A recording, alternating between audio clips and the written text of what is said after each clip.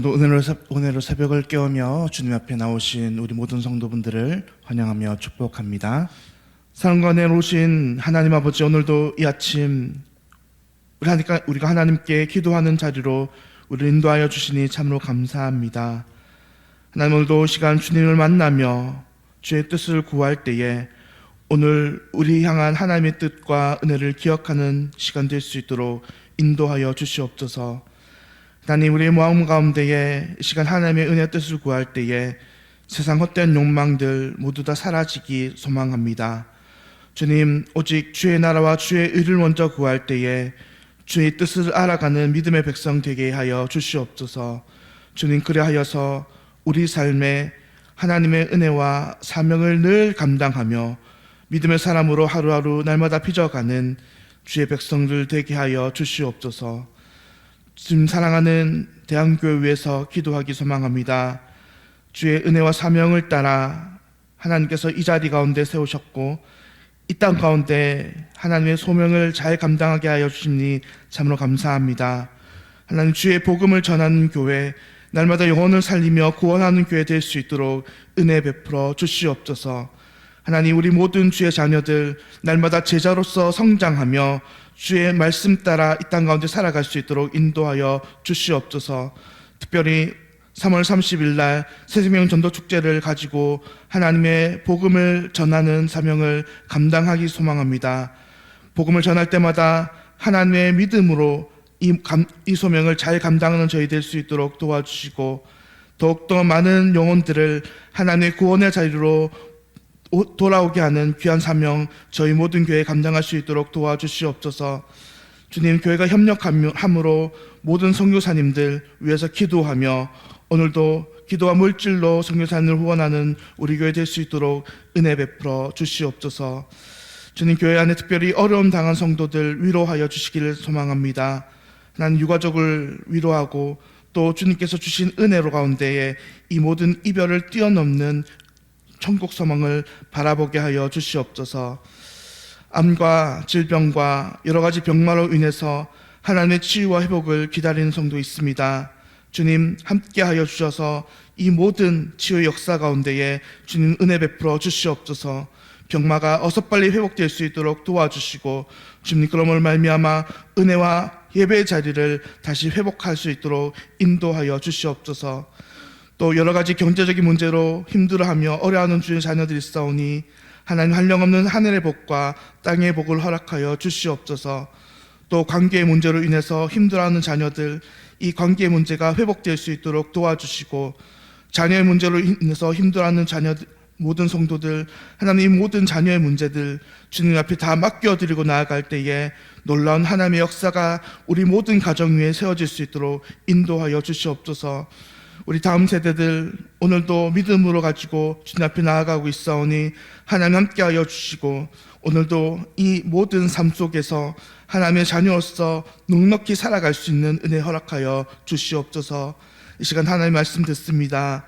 성령 하나님께서 오늘도 저희들의 마음과 입술을 열어주시기를 간절히 기도드리오며 이 모든 기도 우리 구주 예수님의 이름으로 기도드리옵나이다. 아멘. 오늘 이 아침 하나님께서 우리에게 주신 말씀은 마태복음 21장 12절부터 22절까지의 말씀입니다. 마태복음 21장 12절에서 22절까지의 말씀입니다. 예수께서 성전에 들어가사 성전 안에서 매매하는 모든 사람들을 내쫓으시며 돈 바꾸는 사람들의 상과 비둘기 파는 사람들의 의자를 둘러 엎으시고 그들에게 이르시되 기록된 바 내 집은 기도하는 집이라 일컬음을 받으리라 하였거늘 너희는 강도의 소굴을 만드는도다 하시니라. 맹인과 저는 자들이 성전에서 예수께 나오매 고쳐주시니 대제사장들과 서기관들이 예수께서 하시는 이상한 일과 또 성전에서 소리질러 호산나 다윗의 자손이여 하는 어린이들을 보고 노하여 예수께 말하되 그들이 하는 말을 듣느냐. 예수께서 이르시되 그렇다. 어린 아기와 젖먹이들의 입에서 나오는 찬미를 온전하게 하셨다 함을 너희가 읽어본 일이 없느냐 하시고 그들을 떠나 성 밖으로 베드로님을 가서 거기서 유하시니라. 이른 아침에 성으로 들어오실 때에 시장하신지라. 길가에서 한 무화과 나무를 보시고 그리로 가사 잎사귀밖에 아무것도 찾지 못하시고 나무에게 이르시되 이제부터 영원토록 내가 열매를 맺지 못하리라 하시니 무화과 나무가 곧 마른지라. 제자들이 보고 이상히 여겨 이르되 무화과 나무가 어찌하여 곧 말랐나이까. 예수께서 대답하여 이르시되 내가 진실로 너희에게 이르노니 만일 너희가 믿음이 있고 의심하지 아니하면 이 무화과 나무에게 된 이런 일만 할 뿐 아니라 이 산더러 들려 바다에 던져지라도 될 것이요. 함께 읽겠습니다. 너희가 기도할 때에 무엇이든지 믿고 구하는 것은 다 받으리라 하시니라. 아멘. 오늘 아침은 바른 관계 속에 맺는 열매 맺는 신앙, 바른 관계 속에 열매 맺는 신앙이란 말씀의 제목으로 함께 하나님의 말씀을 살펴보겠습니다. 마태복음 21장부터의 말씀은 예수님께서 이 땅에서 보내신 공생의 일주일의 사역들을 말씀하고 계십니다. 어제 본문이었던 예수님께서 이 예루살렘 성에 입성하는 이 장면부터 시작해서 예수님께서는 아주 밀도 높은 일주일의 삶들을 살고 계시는데, 오늘 마태복음 21장에서 이어지는 본문의 말씀도 이 일주일 중에 그 두 가지 사건을 살펴보고 있습니다. 오늘 본문에 등장하는 두 가지 사건은 먼저 예수님께서 성전에서 성전 청결을 하신 장면이고, 이어지는 두 번 후반부의 장면은 예수님께서 무화과 나무를 저주하신 장면입니다. 먼저 오늘 본문 12절부터 17절까지에 나오는 이 성전 청결의 장면은 예수님께서 성전에 들어가셨다가 성전에서 장사하는 사람들의 상을 둘러 엎으신 사건입니다. 성전은 원래 예수님께서 말씀하시듯이 만민들이 기도하는 집, 또 어제 우리가 수요 기도회 때 말씀드린 것처럼 하나님을 만나는 장소이어야 했습니다. 하지만 그럼에도 불구하고 하나님을 만나고 하나님께 기도하는 장소가 변질되었던 것입니다. 사람들이 물건을 사고 팔고 또 돈을 바꾸는 그런 무리들이 이 성전 안에 가득하자 예수님께서는 이 모습을 보고 분노하심으로 이 그들의 상을 둘러 엎으시고 그들을 질타하시고 심판하셨던 것입니다. 우리는 먼저 이 성결 청결 사건을 보면서 한 가지 가지는 질문은 이것입니다.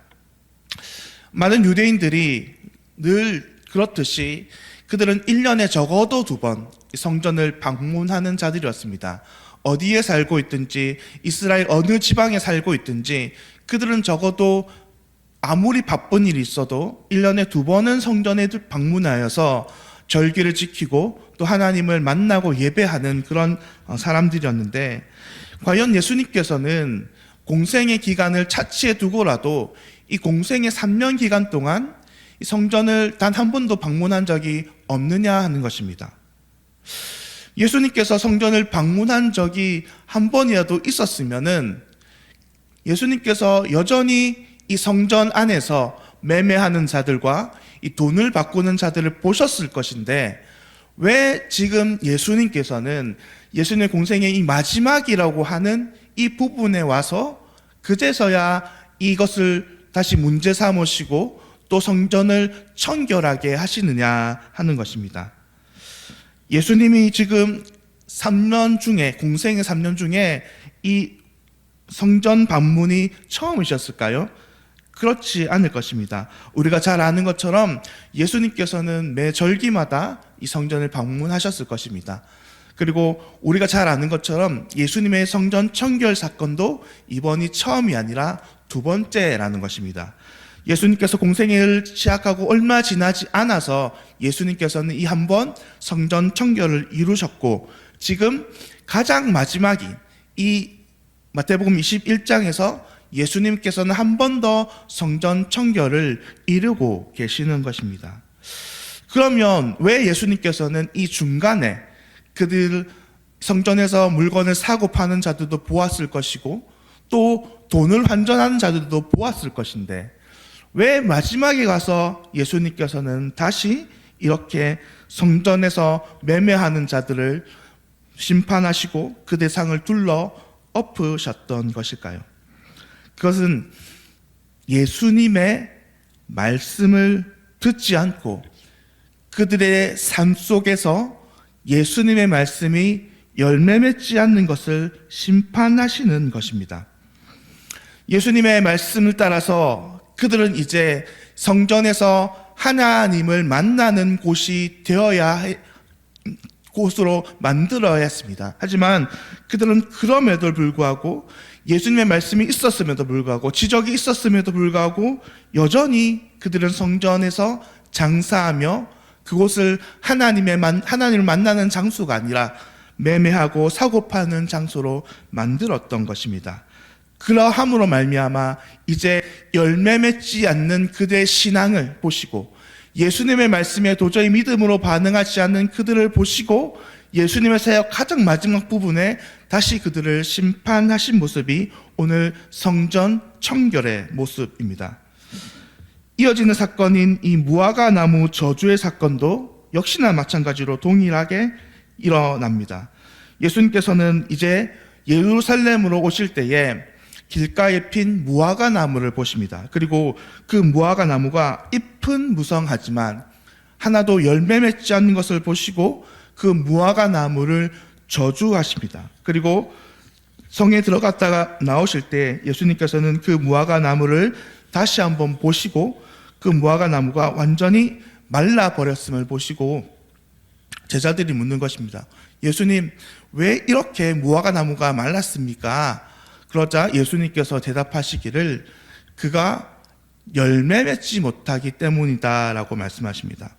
역시나 마찬가지로 예수님의 말씀에 열매 맺지 못하는 신앙을 하는 이 이스라엘 사람들을 비유해서 이것을 말씀하시는 것이죠.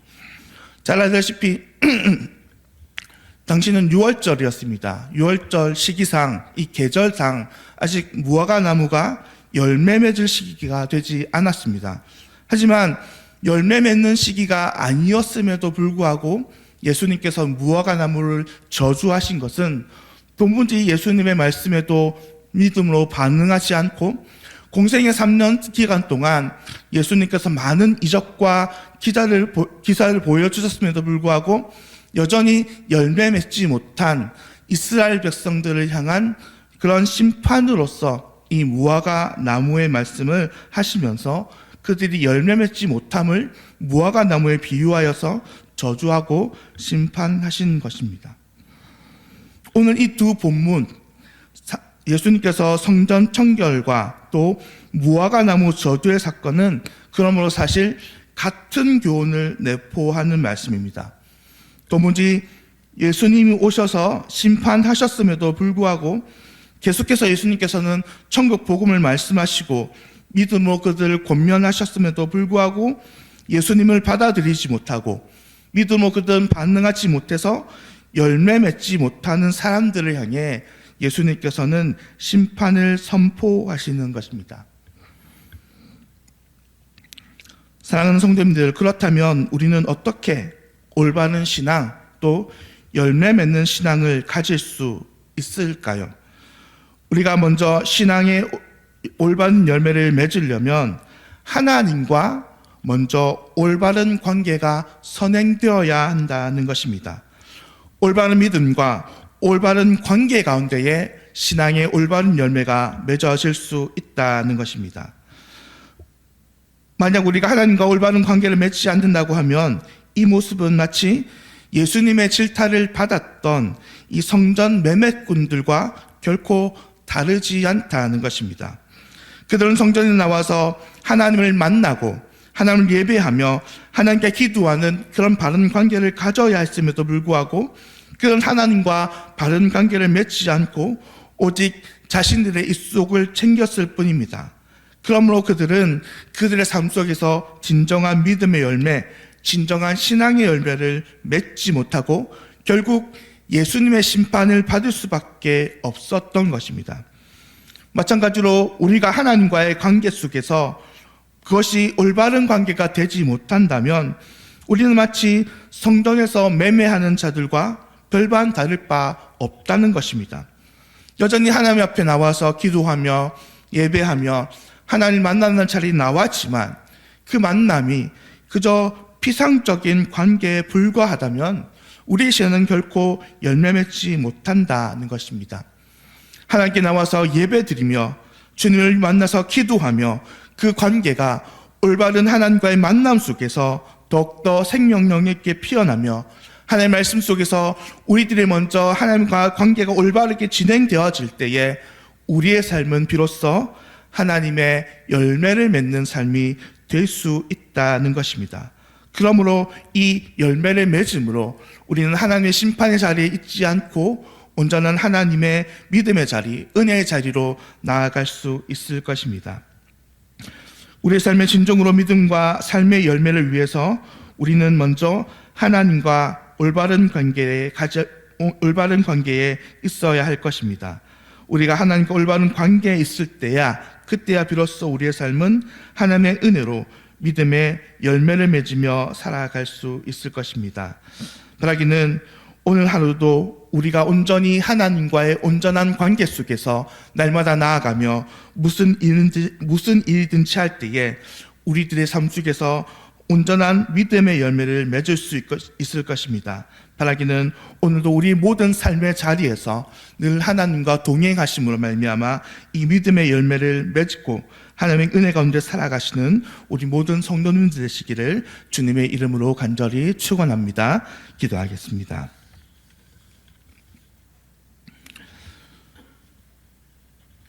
사랑하는 하나님 은혜 감사합니다. 오늘 말씀을 통해서 우리가 날마다 하나님과 올바른 관계 속에서 우리의 믿음의 열매를 맺을 수 있게 한다는 이 말씀 우리에게 주심에 참으로 감사합니다.